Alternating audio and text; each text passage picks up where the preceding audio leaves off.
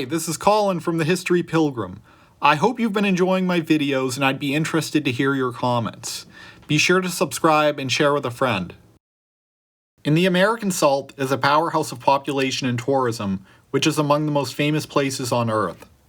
Home to destinations such as Walt Disney World Resort, Universal Studios, Miami, and retirement communities consisting of people from all corners of the US and beyond, Florida receives more visitors than many countries do.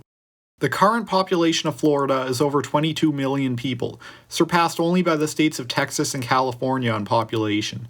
With such an influence on the modern-day US and the globe, it can come as a surprise that until relatively recently, Florida was one of the single least populated US states.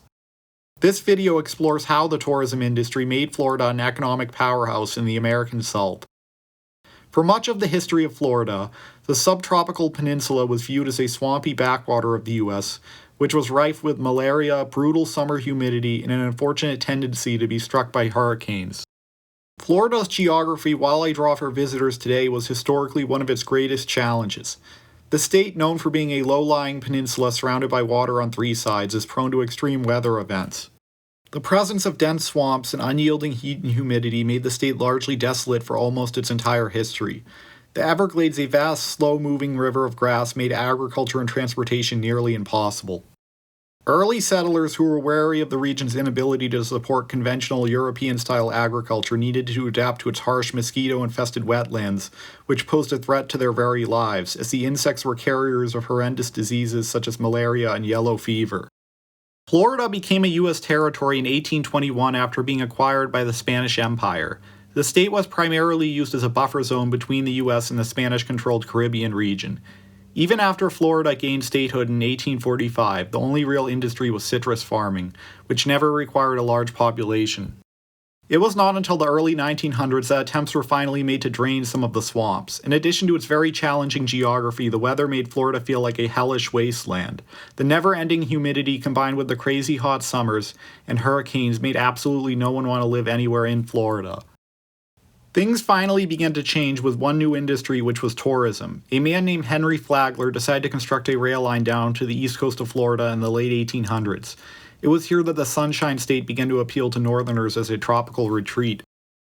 A system of luxury hotels were constructed by Flagler along his rail line. Flagler cleverly crafted advertisements of Florida as both a health and leisure destination. These promotional campaigns targeted wealthy northern families and spurred the growth in tourism. The growth in tourism created jobs and fueled other industries such as shopping and real estate construction. One resort in particular, the Royal Palm Hotel in Miami, attracted tourists to the area and promoted the region as a destination for year-round recreation. In the period that followed, developers marketed Florida as a tropical paradise, although the Great Depression would see things finally slow down. The roots were already there for Florida to grow as a tourism mecca in the U.S. During World War II, Florida's tourism growth slowed as the U.S. ramped up military production. However, the state's strategic location led to the establishment of many military installations and training facilities. Many returning servicemen would end up staying in the Sunshine State, which laid the foundations for a large labor pool. After World War II, the population of cities such as Fort Lauderdale, Miami, and Tampa skyrocketed, as did their tourism industries. With the invention of the air conditioner, real estate companies began to attract a new audience to Florida, retired citizens from the northern states. Cities such as Fort Myers, Naples, Tampa, and West Palm Beach in particular drew elderly residents from far and wide to established communities. With the Everglades a swampy, unusable section of the state decided to designate it a national park and wildlife refuge. Today, the Everglades contains endangered birds and reptile species, and is the only place in the world where both saltwater crocodiles and freshwater alligators coexist in a natural environment. Fan boat tours and fishing excursions remain popular activities to do in the Everglades. With the post-war economy booming in the 1950s, the automobile, a vehicle once reserved for the wealthy, began to become affordable to the middle class. This, alongside the construction of the interstate highway system, opened Florida up to tourism and relocation. Motels and roadside attractions began to grow alongside the highways from the rest of the U.S. into Florida. The most profound event in the state's entire history was when the Disney Corporation announced plans to open up the Walt Disney World Resort near the then small city of Orlando in the late 1960s.